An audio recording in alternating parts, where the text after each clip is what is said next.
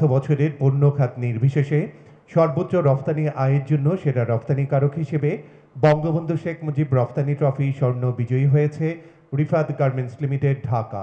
অত্যন্ত মর্যাদাপূর্ণ ও সম্মানজনক এই অর্জনের জন্য অনেক অনেক অভিনন্দন ও শুভেচ্ছা রিফাত গার্মেন্টস লিমিটেডকে।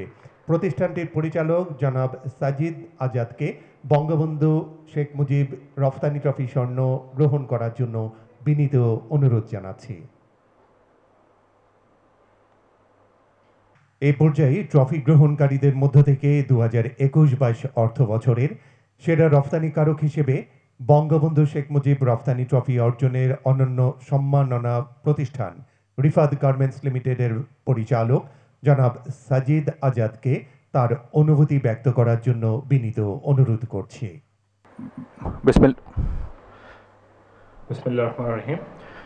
জাতীয় রপ্তানি ট্রফি 2021-2022 প্রধান অনুষ্ঠানের সম্মানিত প্রধান অতিথি গণপ্রজাতন্ত্রী বাংলাদেশ সরকারের মাননীয় প্রধানমন্ত্রী জননেত্রী শেখ হাসিনা, আজকের অনুষ্ঠানের সভাপতি মাননীয় বাণিজ্য প্রতিমন্ত্রী জনাব আহসানুল ইসলাম টিটু, বাণিজ্য মন্ত্রণালয় সংক্রান্ত সংসদীয় স্থায়ী কমিটির সম্মানিত সভাপতি, মন্ত্রী পরিষদের সম্মানিত সদস্য ও সংসদ সদস্যবৃন্দ, উপস্থিত বাণিজ্য মন্ত্রণালয় সচিব, রপ্তানি উন্নয়ন ব্যুরোর ভাইস চেয়ারম্যান, এফবিসিসিআইর সভাপতি, রপ্তানি ট্রফি প্রাপক প্রতিষ্ঠানের প্রতিনিধিবৃন্দ, ব্যবসায়ী নেতৃবৃন্দ এবং উপস্থিত সুধীমণ্ডলী, আসসালামু আলাইকুম।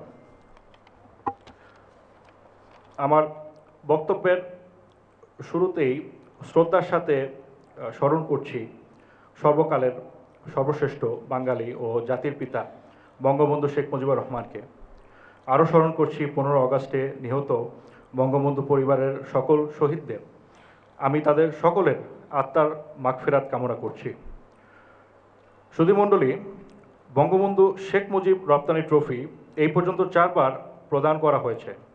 তার মধ্যে হামিম গ্রুপ 3 বার এই ট্রফি পাওয়ায় আজ হামিম গ্রুপের প্রতিটি সদস্য আনন্দিত এবং এই প্রথমবারের মতন মাননীয় প্রধানমন্ত্রীর নিকট থেকে এই পুরস্কার গ্রহণ করতে পেরে আমরা সকলে আনন্দিত ও গর্বিত।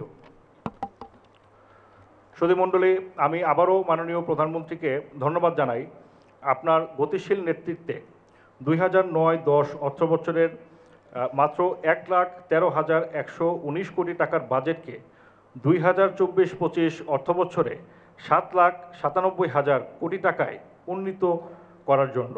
2009-10 সময়ে বিদ্যুৎ উৎপাদন ছিল 4,130 মেগাওয়াট, আর এখন বিদ্যুৎ উৎপাদন হচ্ছে 27,515 মেগাওয়াট। 2009 সালে দেশের মোট রপ্তানি আয় ছিল 15.56 বিলিয়ন মার্কিন ডলার, আর 2022-2023 অর্থবছরে রপ্তানি আয় 55.57 বিলিয়ন মার্কিন ডলার। 2008-9 সময়ের তুলনায় পণ্য খাতের রপ্তানি আয়ের প্রবৃদ্ধি প্রায় 257%। 2008-9 অর্থবছরের 194টি দেশে 668টি পণ্য রপ্তানি হলেও 2022-23 অর্থবছরের বিশ্বের মোট 210টি দেশের 806টি পণ্য রপ্তানি করা সম্ভব হয়েছে। এই ধারাবাহিকতা ধরে রাখতে হলে সরকারি বেসরকারি পক্ষ একসাথে কাজ করতে হবে। আমি মাননীয় প্রধানমন্ত্রীকে আশ্বস্ত করতে চাই, আমরা সম্মিলিতভাবে রপ্তানির এই অগ্রগতি ধরে রেখে রপ্তানির আয় অচিরেই 100 বিলিয়নের ঘরে পৌঁছাইতে পারবো ইনশাল্লাহ। পরিশেষে বেসরকারি খাতের পক্ষ হতে মাননীয় প্রধানমন্ত্রীকে আন্তরিক কৃতজ্ঞতা জানিয়ে আমি আমার বক্তব্য শেষ করছি। জয় বাংলা, জয় বঙ্গবন্ধু, বাংলাদেশ চিরজীবী হোক।